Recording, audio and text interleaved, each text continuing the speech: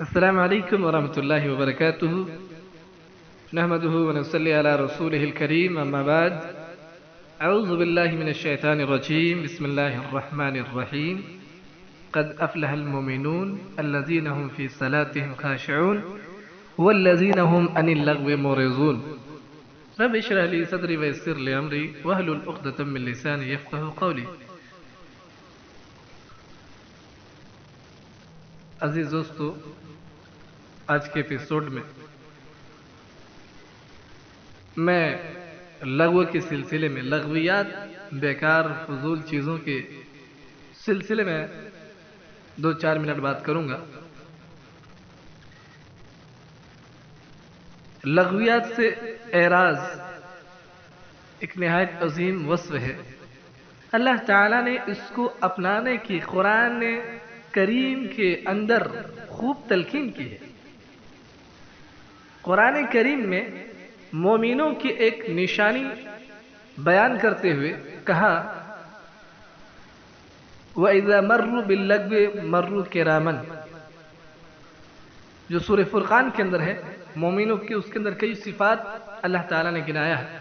ان میں سے ایک صفت کیا ہے؟ وَإِذَا مَرُّوا بِاللَّغْوِ مَرُّوا كِرَامًا، کہ جب مومن بندے، میرے مومن بندے جو ہیں، جب لغویات سے گزرتے ہیں مروا کراما، تو نہایت بزرگی کے ساتھ گزر جاتے ہیں. یعنی اس کی طرف توجہ نہیں دیتے، اس کی طرف اپنی نظر نہیں پھیرتے، بلکہ اپنے آپ کو بچا کر کے، اپنے نظر کو بچا کر کے، اپنے ہاتھ اور پاؤں کو بچا کر کے، اپنے ذہن و دماغ کو بچا کر کے وہاں سے اکرام کے ساتھ، بزرگی کے ساتھ نکل جاتے ہیں. اس میں ملوث نہیں ہوتے ہیں، اس میں شامل نہیں ہوتے.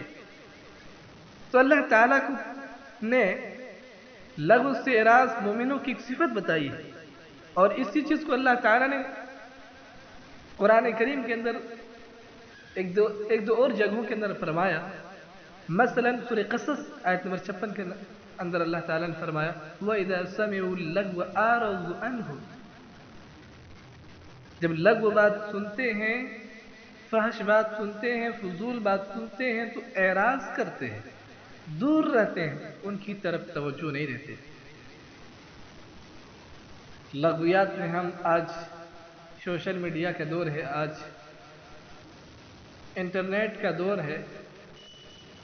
آج ہم بہت زیادہ اپنے وقت کو فضول چیزوں میں ضائع کر دیتے ہیں، برباد کر دیتے ہیں، جس کے اندر کوئی فائدہ نہیں سوائے ہمارے صحت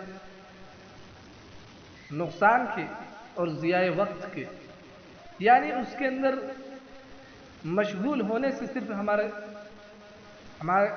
ہمارا بدن کمزور ہوتا ہے، ہماری صحت کمزور ہوتی ہے، اور وقت جیسی قیمتی نعمت برباد ہوتا ہے. آئیے ایک اور آیتیں ہیں سورہ مومنون کے اندر، جس کو میں نے شروع میں پڑھا تھا قد افلح المؤمنون. اللہ تعالیٰ نے یہاں دیکھیے کامیاب اور فلاح پانے والے گروہ کی خصوصیت کے ذکر میں فرمایا ہے قد افلح المؤمنون، وہ مومن کامیاب ہے الذین هم فی صلاتهم خاشعون، جو اپنی نماز کے اندر خشوع اختیار کرتے ہیں، اپنی نماز کو اچھی طریقے سے ادا کرتے ہیں، خشوع خضوع کے ساتھ پڑھتے ہیں. والذین هم عن اللغو معرضون، اور اللہ تعالیٰ نے کامیاب مومن کی جو صفت اس صورت کے اندر بتلایا ہے، ان میں جو دوسری صفت ہے والذین هم عن اللغو معرضون، کہ ایسے مومن لغو سے اعراض کرتے ہیں، دور رہتے ہیں، منہ موڑتے ہیں، لغو میں ملوث نہیں ہوتے ہیں.